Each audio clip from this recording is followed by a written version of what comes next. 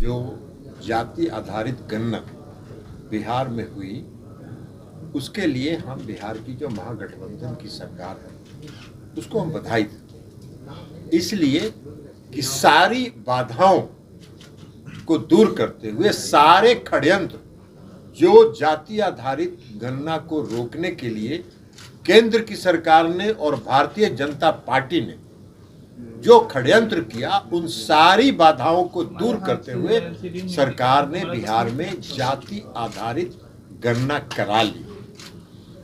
इसलिए कि सरकार जो बिहार की है, महागठबंधन की जो सरकार है, वो वास्तव में उसका समर्पण है न्याय के साथ विकास। और आप सबको मालूम है कि बिहार में नीतीश कुमार जी जब से शासन में आए हैं तब से न्याय के साथ विकास के कार्यक्रम को वो चलाते हैं। न्याय के साथ विकास का मतलब ही है कि समाज के सभी वर्ग के साथ न्याय, और जो समाज में सबसे पिछले पंक्ति में खड़े हैं उनके साथ विशेष अवसर देके उनको मुख्य धारा में लाया जाए। तो ये उनका समर्पण है। और हम समझते हैं कि इस जाति आधारित गणना के बाद बिहार की सरकार अति पिछड़े वर्ग के लोगों के लिए जो भी मुख्य धारा में समाज में लाने में उसके लिए जो प्रयास करना होगा जरूर करेगी। लेकिन जो दुमुहा साहब के लोग हैं उनका भी आज हमने बयान देखा है। माननीय श्री सुशील कुमार मोदी जी जो छपास रोग से ग्रस्त रहते हैं, उनका भी बयान हमने देखा है। वो कह रहे थे कि तो हम ही लोग थे सरकार में तब ना हुआ। अरे पूरा बिहार जान रहा है कि प्रधानमंत्री से प्रतिनिधि मंडल मिलने में 1 महीने का विलंब हुआ, क्योंकि आप उसमें शामिल ही नहीं होना चाहते थे। और जब बिहार के मुख्यमंत्री ने तय कर दिया कि अब कोई आए चाहे नहीं आए हम तो करेंगे, तब आप मजबूरी में आए। लेकिन उसको रोकने के लिए जो हाई कोर्ट में और सुप्रीम कोर्ट में आपने षड्यंत्र किया, आत्मचिंतन करिए जरा, अपने गिरेबान में झांक के देखिए।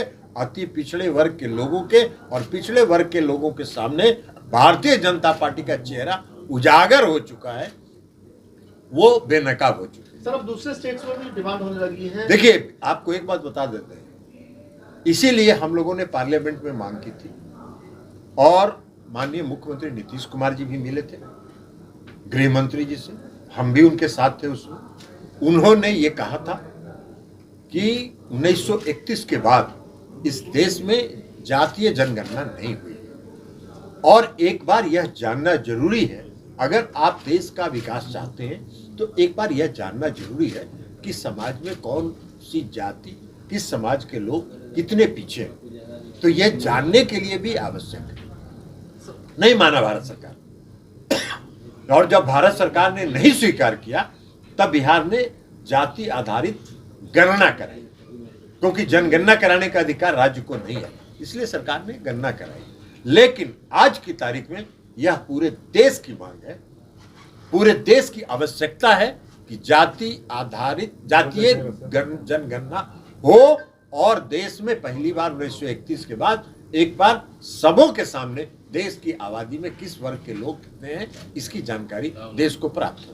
राहुल गांधी ने सबसे पहले राहुल गांधी जो कह रहे थे, देखिए सभी करेंगे, देश की मांग है। हमने बताया कि यह देश की आवश्यकता है और देश की मांग भी है। हर राज्य में यह मांग उठ रही है। लेकिन इस जो केंद्र की सरकार है, नरेंद्र मोदी जी की सरकार है, उसको समर्पण से और किसी वर्ग के उत्थान से कोई लेना देना नहीं। आप एक बात बताइए कि जिसको समर्पण होता है वो करता है ना जी। महिला आरक्षण संसद में और विधानसभा में आप तो लागू करिएगा 10 साल के बाद। तो आज ये विशेष समारोह आयोजित करके इतना बड़ा इवेंट ऑर्गेनाइज करके करने की क्या जरूरत है। ये तो नवंबर दिसंबर में जब मानसून विंटर सेशन होता तो आप ले आते बिल। तो इनको करना कुछ नहीं रहता है, ये प्रचार में अपना इनकी रुचि रहती है, वो प्रचार करेंगे। उसका इवेंट मैनेजर, हम तो कहते हैं आजकल इस देश के प्रधान सेवक अब प्रधान इवेंट मैनेजर हो गए, तो इसलिए इवेंट मैनेज करते हैं। सर, उर्मिलेश जी, अभिसार शर्मा और कई पत्रकारों को घर सुबह हम आज भी आपको भी कह रहे हैं, हम आपको कोई दोष नहीं देते हैं। आपका जो मैनेजमेंट है, वह प्रोड्यूसर डायरेक्टर जो इस मीडिया के अभी बने हुए इस देश के माननीय गृह मंत्री जी उनके नियंत्रण में है। और ये सब डराने धमकाने के लिए ये सब किया जाता है। बीच बीच में बीबीसी में रेड हुआ था कि नहीं हुआ था? क्यों हुआ था रेड? भाई आप मोदी जी तो इमरजेंसी के दौरान और बाद में बड़ा तारीफ करते थे सब लोग बीबीसी का, बड़ा निष्पक्ष है, और आपके खिलाफ जब बोल रहा है तो वो हो गया निष्पक्ष, उसकी निष्पक्षता समाप्त हो गई। तो जो मीडिया आपका प्रचार करेगा, आपका गुण गाएगा, वो निष्पक्ष है। और जो आपका प्रचार नहीं करेगा, आपकी आलोचना करेगा, उसके यहाँ छापा मरवाइएगा, सीबीआई का, ईडी का, इनकम टैक्स का, और उसको भयभीत करने का प्रयास करिएगा। यह भी भयभीत करने का एक प्रयास है। ये प्रयास सफल नहीं होगा। अब 24 बहुत नजदीक है, इनकी विदाई तय है। सर एक छोटा सा बिहार सवाल है कि आप राष्ट्रीय अध्यक्ष हैं, सुशील मोदी कह रहे हैं बिल्ली के भाग से सिक्का टूटता है? बिलाई के भाग से सिक्का नहीं टूटेगा। सुशील मोदी जी को कहिए मगन रहे, अपना पीठ थपथपाते रहे, और भारतीय जनता पार्टी अगर खुश हो जाए तो 2024 में उनको दे दे।